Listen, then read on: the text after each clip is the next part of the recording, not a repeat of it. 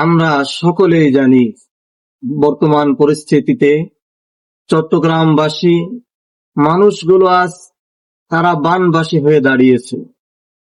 তাদের বাড়ি গাড়ি সবকিছু পানির তলদেশে যাচ্ছে। আজ মানুষগুলো অসহায়, তাদের পাশে দাঁড়ানো আমাদের একান্ত প্রয়োজন। সেই কামনায় তাদের পাশে দাঁড়িয়েছে একজন বামনা উপজেলার কৃতি সন্তান কবি মোহাম্মদ ঈসা খান। এবারের কবিতা অসহায়ের পাশে কবি ঈসা খান।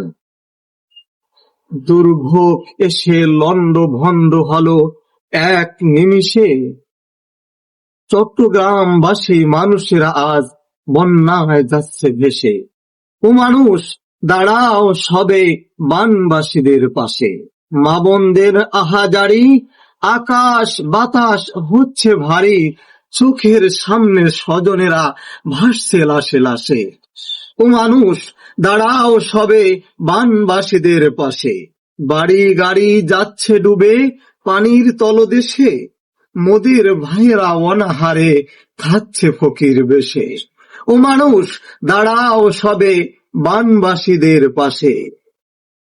ভাইয়ের রক্ত ভাইয়ের শরীরে আছে সদা মিশে, তাদের পাশে না দাঁড়ালে দাঁড়াবে তবে কিসে?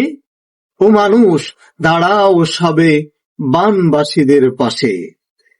খোদার কাছে এই কামনা করি পরিশেষে, চট্টগ্রামবাসীকে রেখো তুমি মনোরম পরিবেশে।